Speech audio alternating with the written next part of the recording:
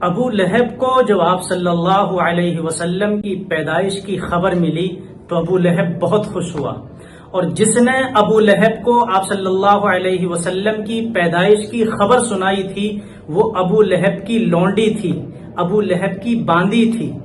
ابو لہب نے خوشی میں آ کر انگلی کا اشارہ کیا اور اپنی باندی سے کہا انت حرہ، تو آزاد ہے۔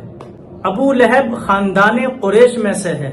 ابو لہب بنو ہاشم ہے۔ ابو لہب نے آپ کی پیدائش کی خبر کی خوشی میں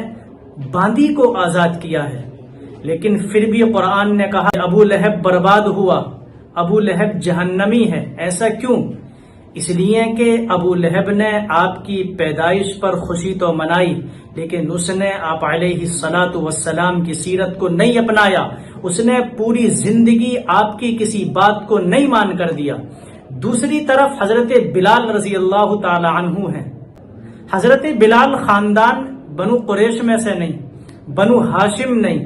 حیثیت میں غلام ہیں، رنگ کے کالے ہیں، معاشرے میں کوئی مقام و مرتبہ نہیں کیونکہ غلام ہیں،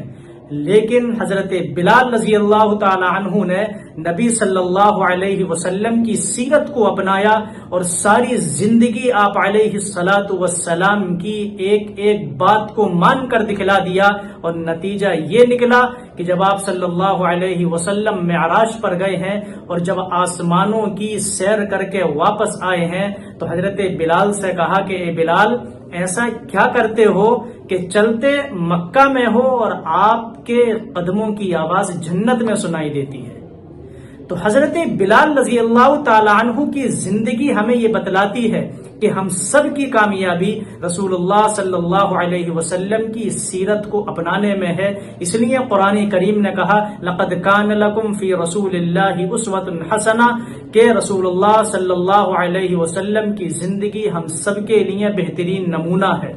اور قرآن نے یہ بھی کہہ دیا من یطع اللہ ورسولہ فقد فاز، کہ جس نے نبی کی مانی اور جس نے نبی کی سیرت کو اپنایا اور آپ صلی اللہ علیہ وسلم کی تعلیمات پر عمل کیا وہ کامیاب ہو گیا۔ اور دوسری طرف قرآن نے کہا ومن یعص اللہ ورسولہ فإن لہ نار جہنم،